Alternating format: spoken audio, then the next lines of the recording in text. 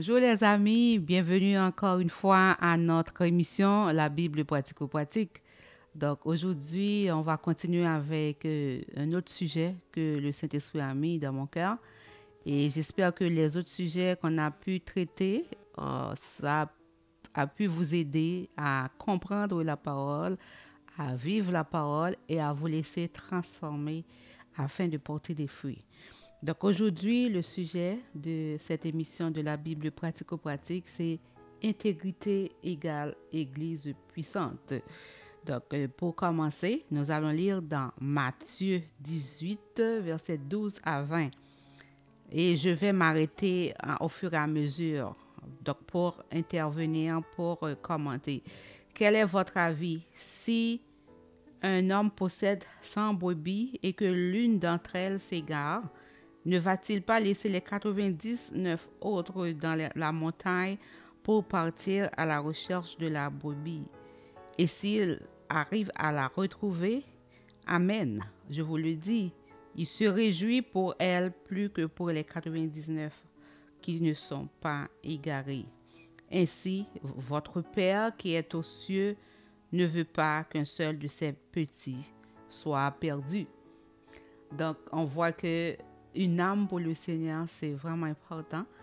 Donc, on a vu, même Jésus avait répliqué, a parlé à Jean et un autre disciple qu'il n'est pas venu perdre les âmes des hommes, mais il est venu les sauver. Donc, l'âme de quelqu'un, c'est important pour le Seigneur.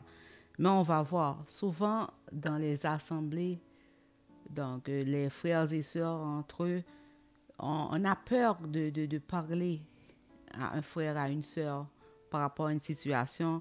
Pourquoi? Parce que ce frère a sûrement un talent et il l'utilise dans l'église, il met ce talent au service de l'église, mais le fait qu'on pense si on va parler à ce frère, on va parler à cette sœur, peut-être que ce frère ou cette sœur ne va pas être content, il va peut-être quitter l'assemblée.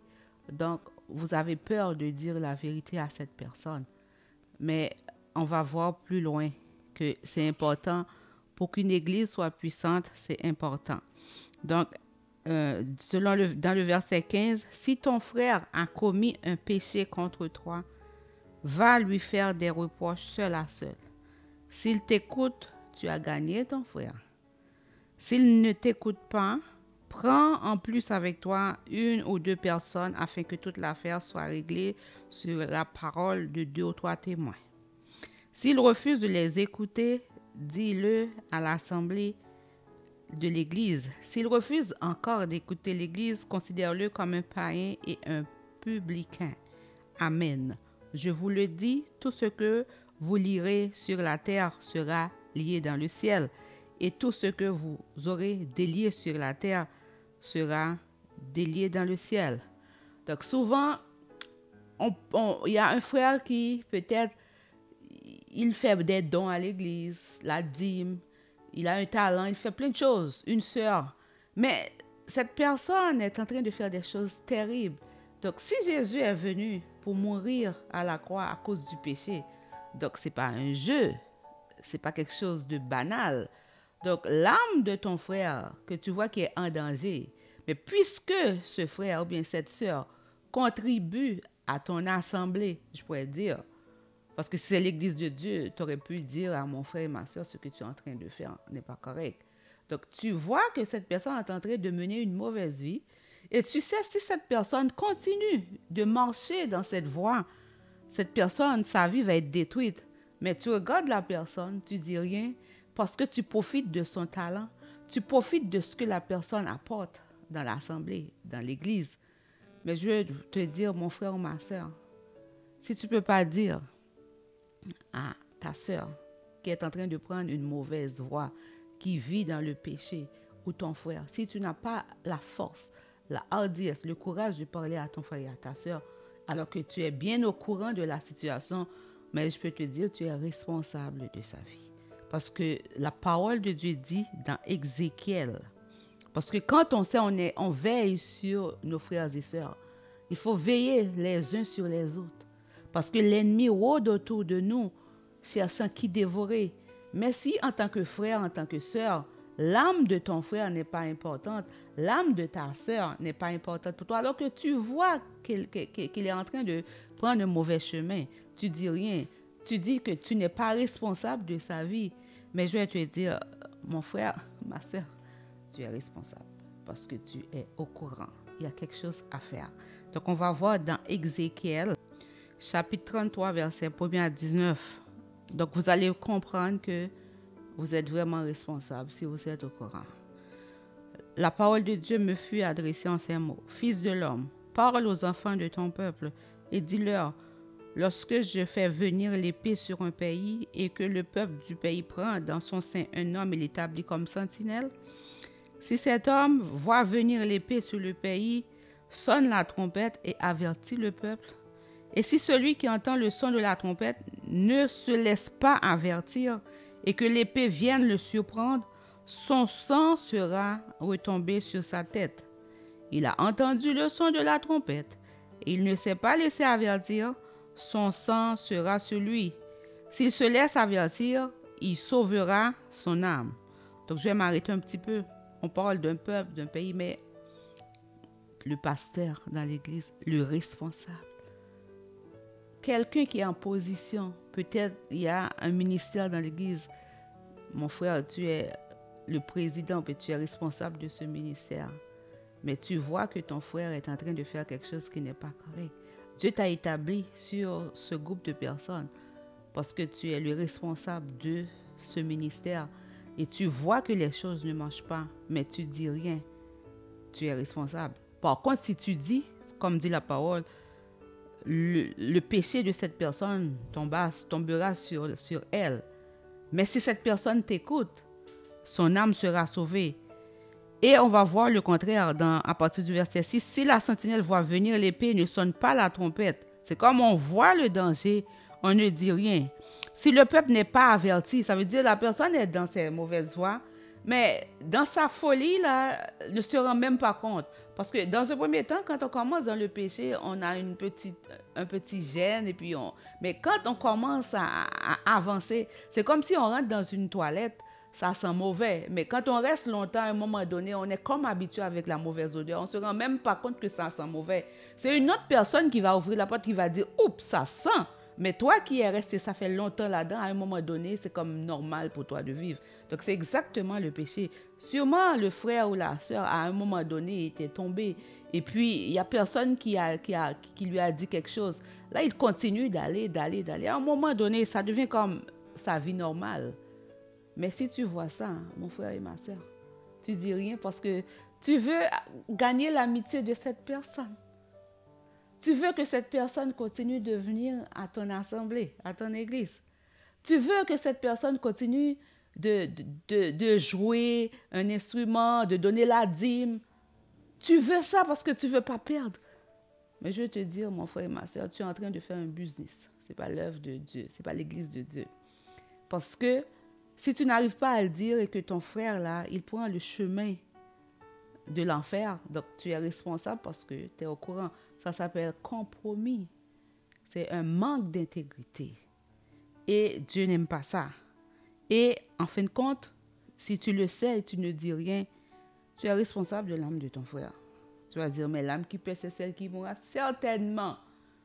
Cette personne va mourir aussi, mais toi, tu es responsable parce que tu savais.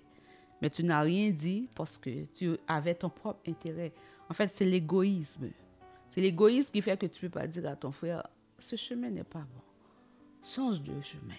Que tu ne peux pas dire à ta sœur, ça, c'est pas bon. C'est parce que toi, tu profites de cette personne. Tu profites de son talent, mais tu n'es pas en train de faire l'œuvre du Seigneur.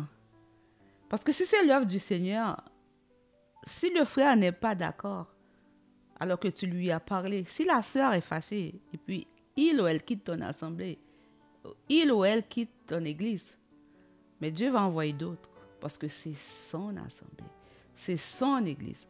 Quand Jésus a dit, je bâtirai mon église, donc il bâtira son église. Donc, ce n'est pas en faisant ce qui n'est pas droit, ce qui est la non-intégrité, ce n'est pas ce qui va faire que l'assemblée, l'église du Seigneur, que ça va que ça va continuer à exister parce qu'il a déjà dit que les portes du séjour des morts ne prévaudront point contre elle. Mais l'avantage, quand on dit à notre frère que ça n'est pas bon, on dit à notre sœur, écoute ma sœur, change de voie, tu es sur une mauvaise voie, ça te rend puissant. Parce que, comme l'apôtre Paul a dit, vous n'aurez pas à combattre contre la chair et le sang, mais contre tous les esprits malins qui habitent les lieux célestes. Donc, c'est juste pour voir que Jésus, après avoir encouragé à dire à ton frère ou bien à ta sœur qu'il a péché et qu'il doit se repentir, à partir du verset 18, il a dit « Amen, ainsi soit-il. Je vous le dis, tout ce que vous aurez lié sur la terre sera lié dans le ciel. » Beaucoup de frères et de sœurs sont à l'église, ils sont liés, ils sont oppressés. On prie, certes, mais on n'a pas la puissance pour les délivrer. Parce que notre assemblée n'est pas intègre. Parce qu'on n'est pas intègre. On tolère le péché. On tolère tout ce qui n'est pas correct parce qu'on veut que les gens viennent. On veut que ça fonctionne. Mais je dois vous dire, Jésus, il a fait beaucoup de disciples. On parle de 120, on parle de 70. Mais en bout de ligne, il lui restait à la fin 11. Mais ces 11, après il va y avoir un ajout. Mais ces 11, après ils étaient puissants. Jésus aurait pu dire, si je garde tous les disciples qui étaient avec moi, ce serait bien parce que j'ai beaucoup de gens avec moi. Moi, ce que je veux dire à quelqu'un aujourd'hui, ce n'est pas la foule qui est important. C'est la puissance. Et pour avoir la puissance, il faut marcher dans l'intégrité. Et c'est dans l'intégrité, quand tu vas dire, je te lis, tu vois tel esprit qui oppresse ton frère ou qui oppresse ta soeur, tu l'identifies et tu encourages ce frère ou cette soeur à se repentir et à rejeter cet esprit, moi je te garantis, tu as déjà l'autorité pour lier cet esprit, le chasser de la vie de ton frère et de ta soeur. Et comme ça, ton assemblée sera puissante, ton église sera puissante. Donc c'est ça l'intégrité dans l'église de Dieu. Si c'est ton cas, mon frère ou ma soeur, si c'est ton œuvre, si c'est ton ministère, tu peux agir comme tu veux. Mais si tu crois que le ministère, c'est Dieu qui te l'a confié et que tu auras des comptes à rendre, sois intègre. Dis les choses. Dis à ton frère que ce n'est pas correct. Dis à ta soeur que ce n'est pas correct. N'aie pas peur. En agissant ainsi, tu es en train de sauver son âme. En agissant ainsi, ton église, ton assemblée va être puissante. Jésus a dit, je bâtirai mon église. N'aie pas peur. L'église de Jésus-Christ, il n'y a rien qui pourra la détruire. S'il t'appelle à servir dans son église, à faire partie de son église, sois intègre, mon frère et ma sœur. Si le frère a quitté, Dieu va envoyer d'autres. Si la sœur a quitté, Dieu va envoyer d'autres parce que c'est son travail, c'est son œuvre, c'est son ministère. Ce n'est pas ton œuvre, ce n'est pas ton ministère. Sois intègre et ton assemblée sera puissante. Sois intègre, ton assemblée sera puissante. Les vies vont être restaurées. Les gens qui vont venir vont être délivrés. Ils vont pouvoir vivre la vie que Jésus est venu donner, la vie abondante. Que Dieu te bénisse et à la prochaine.